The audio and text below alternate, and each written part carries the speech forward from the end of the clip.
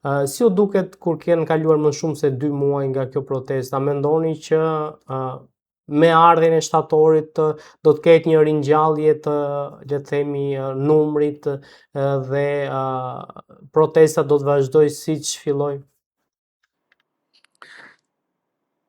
Në këtë moment, protesta ka një merit që nuk është shuar pa marrë fitoret e para, domethënë, se njeriu kur proteston dhe ulet vetëm kur të arrijë një fitore.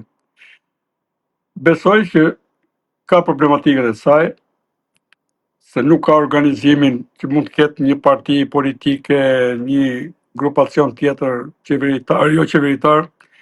Pra është një protestë cilën e ka mbledhur aty pakënaqësia e njerëzve të papërfaqësuar, po t'i bjem shkurt, në këtë jetë, jo vetëm shqiptarët e Shqipërisë, jo vetëm këtu pra, po edhe shqiptarët që janë jashtë diasporë, të cilët po e shohin me vëmendje këtë protestë dhe po bëjnë përpjekje e tyre në sa diun edhe për të krijuar formacione politike.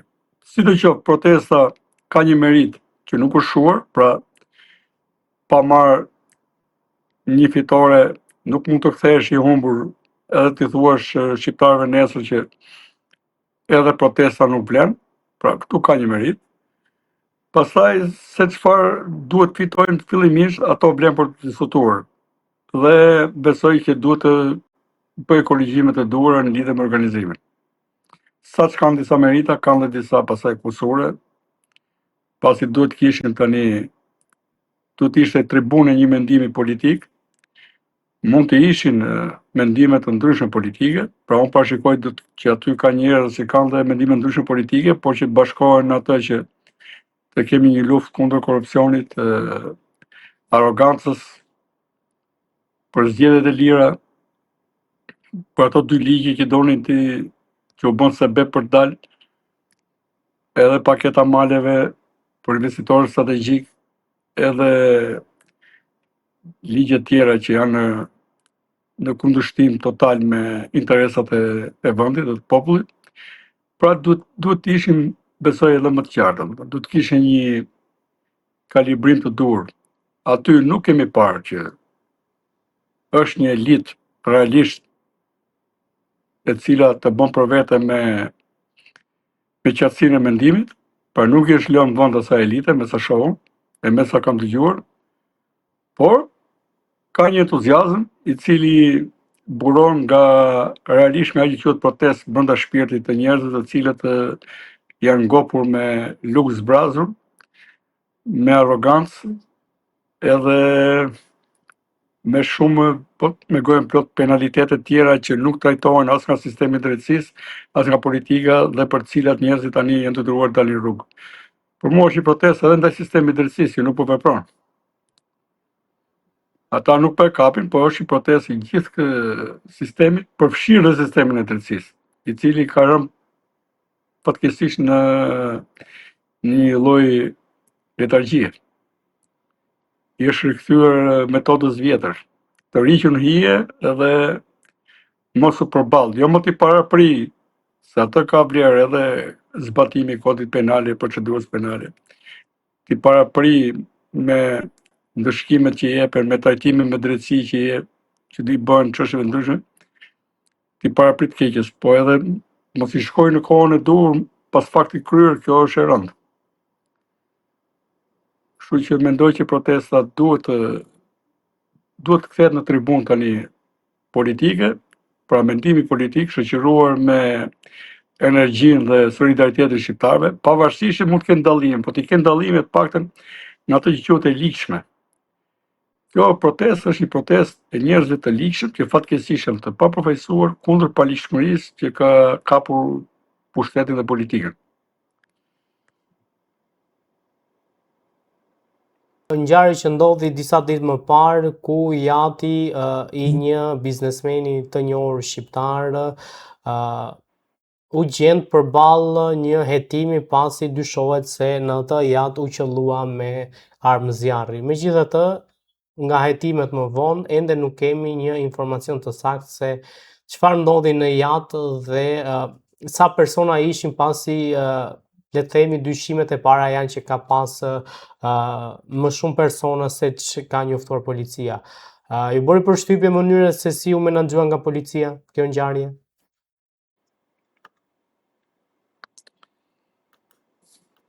Me thënë drejtën nuk i kam kushtuar një vëmendje kësaj ngjarje se është fare pa vlerë në ngjarje tjera. Ne kemi një person i cili thuhet se po intimidon akoma policinë dhe SPAK-un bashk edhe institucionet tjera të cilat levrojnë parat tona, si Agasin, të cilin thuhet se kanë dhënë Bregdet. Mendohet kjo është diku këthe nga Qerreti, Kavaja, nuk e di, dhe që arrin të imponoj akoma influencën e tij. Ta tjerët pasaj që ishin jashtë besoj kanë dalë nga vëmendja se po merren me tjerë persona, domethënë. Po kjo tregon që i ka dalë situata nga dora në një pjesë të mirë ka dalë policisë. Pra ata nuk arreston dot as policia, na pas ka marrë statusin e përjetshëm të paprekshmit. Në këtë drejtë kemi rënë ne shqiptarët, po s'paraston as BKH-ja. Kemi kërkuar të ketë forcën vetë operacionale dhe të arrestoj këto në flagrancë që nga presidenti i Republikës dhe pastaj ke presidenti trusit Lule Lakrës, që është Ergyz Agasi. Edhe këta tjerët që janë trimat e një vendi pa shtet. Se kur kemi arrogancë politikanësh, pastaj dhe qeveritarësh, normal do dalin dhe këta arrogantët e jatëve.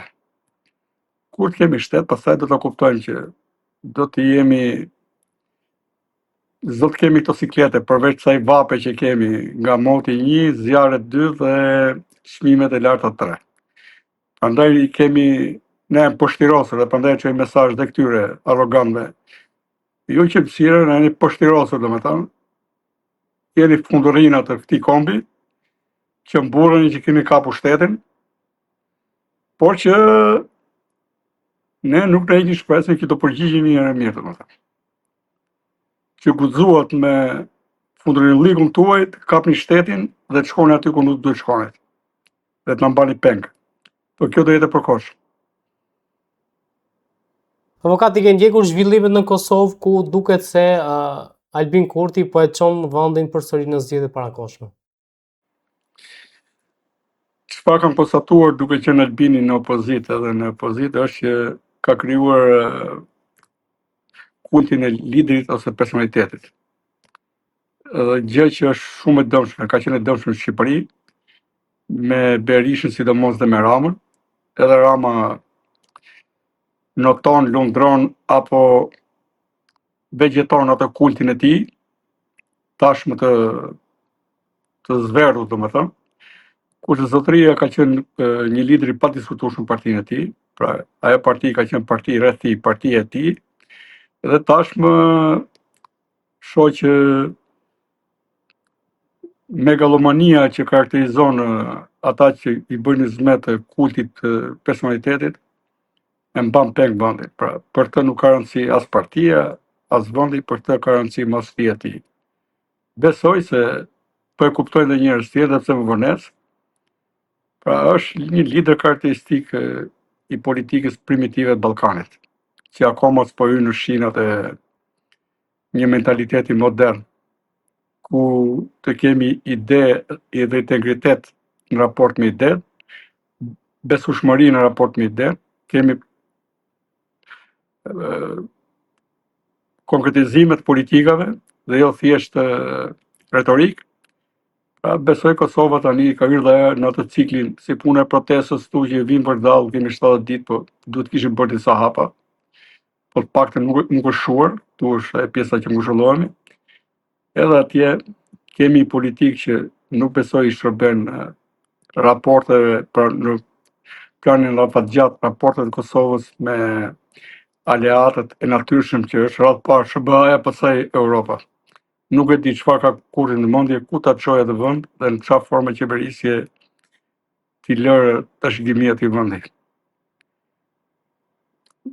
Nuk është i përfolur deri tani, pavarësisht që thuhet në zë që nuk është pakosure në korrupsion me tjerë, po kulti individi i tij është shumë problematik. Kosova duhet hynte në familjen europiane me sistem perfekt, tregon që mund të bëhet, zgjedhjet i ka, kodin zgjedhore ka shumë të mirë se ne, i menaxhon shumë më mirë se ne, dhe nëse do kishte pas atë kod zgjedhor, do kishte probleme shumë të mëdha se ne, se edhe ne nga i kod na burojnë gjitha problemet. Por rritja e kultit individit tregon që nuk ka garanci nesër mas kushtetuta dhe asgjë.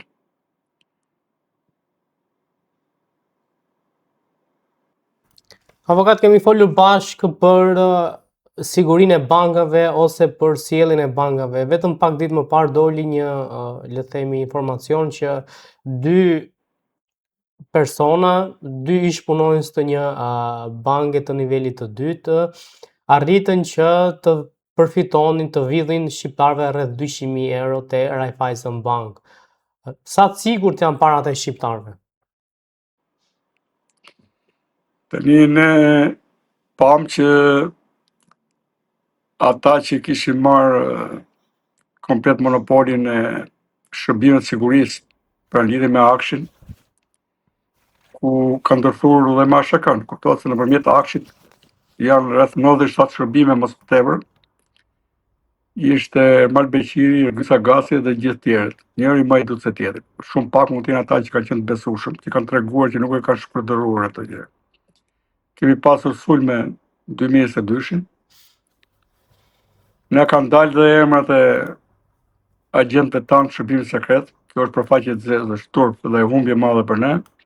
Edhe shumë dhëna të tjera të qytetarëve. Edhe sistemi Teams në prek. Në këtë vorbull mund të jetë ngre pa prekur dhe banka. Megjithatë, unë e di që ka pas disa probleme. Unë vetë personalisht kam bërë një publikim caktuar para disa muajsh, ku kisha rreth në të kartën e rrogës një 80.000 lekë të reja.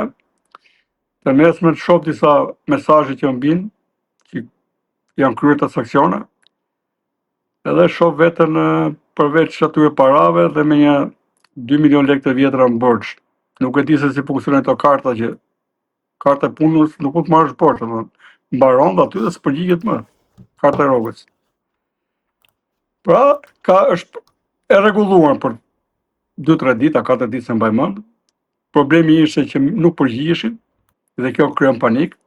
I këshilloj të përgjigjen kur i marrin njerëzit, se nuk i marrin kot.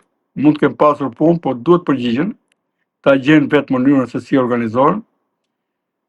Se mbi të gjitha ka njerëz që tek ato karta rrogës ka shpenzime. Nuk do presin një javë të u vinë këtyre më të kokës që njerëzit të shpenzojnë kur duhet në momentin e duhur parat e tyre. Pra krijon kosto. Dhe pastaj të krijon siguri. Normal, kur ka raste të tilla mund të ketë dhe jashtë, unë kam dëgjuar dhe jashtë, prandaj nuk po e bëj kaq të madhe. Por ato gjejnë si investojnë në sistem dhe rrisin sigurinë. Mbi gjitha bankat fillimisht kanë dalë për siguri garanci. Ai që linte disa para në bank paguante që ato të ruheshin. Tani banka ka kaluar në krahun tjetër. Të paguam pse sa parat e tua investon. Edhe aty ku investon duhet të ketë analizë risku që të investojë sigurt. Dhe të mos kemi pastaj epideminë e Lehman Brothers me 270 banka ku luaj gjithë tregu mortgage në USA dhe që falimentuan pastaj në rresht edhe e vunë në krizë të gjitha treg në Amerikë, po edhe një treg të madh bankar. Edhe me shoqëritë e sigurimeve. Pra duhet të ketë unë di që punohet pa pushim, domethënë nuk pushojnë këta që projektojnë në sigurinë bankare në kode të ndryshme në rrjete të tjera. Pra gjithmonë investojnë edhe tek programet, edhe tek stafi që merret me atë punë. Edhe duhet të kenë një mënyrë sigurie që të kenë sa më pak problematika të tilla. Por nuk është po nga njerëz dhe pashmangshëm, domethënë. Eci një hap përpara të tjerë. Ka qenë nga brenda sistemit, kjo tregon që s'kan pasur s'kan qenë nivel e duhur në lidhje me rekrutimin, edhe me supervizimin e punonjësve të tyre. Çfarë të resh do të kemi me ardhjen e një ambasadori me profil ushtarak? Mbi gjitha mendoj që do të vijë në funksion të geopolitikës, domethënë, politikës madhe amerikane në rajon, Pra, ne kemi dy vatra të mëdha konflikti, një në veri edhe një në juglindje, një veri lindje, një juglindje, Ukrainë dhe Izrael, lindjen e mesme. Besoj se detyra parë një ushtaraku këtij kalibri do të jetë në funksion të politikave të mëdha amerikane lidhur me këto konflikte për këtë moment. Dhe me atë qasjen politikën e brendshme që të mos kemi destabilitete dhe problematika në këtë zonë që është bija e dytë e këtij teatri të këtyre ngjarjeve të mëdha që po ndodhin. Pra dihet që ushtarakët e lartë kanë një edukim lidhur me edukim përgjithshëm gjeopolitik, domethënë, lidhur me vendet ku shkojnë shërbejnë, tani ka dhe stofin e diplomatit, i cili i bashkangjitet atij të ushtarakut. Kështu që do të jetë, besoj të dyja funksionet do t'i ketë, domethënë. Do t'i shërbejë dhe kapaciteti i tij si ushtarak i lartë, por do të jetë një diplomaci në shërbim të këtyre qëllimeve që kanë, të mbrojtjes së interesave amerikane këtu. Pa neglizhuar pastaj pjesën tjetër që do të kemi një rigjallërim, një rizgjim, do të shohim me këtë do t'i bëj kontaktet e para, do të kemi mesazhet e duhura besoj në fillim, dhe mendoj që do të jetë pak më i prerë si diplomat edhe pak më i butë si ushtarak, domethënë. Pra do t'i ketë brenda, do të ketë më shumë qëndrim ushtaraku në raport me stofin e tij si diplomat, edhe pjesa ushtaraku do të zbutet pak nga qenia diplomat.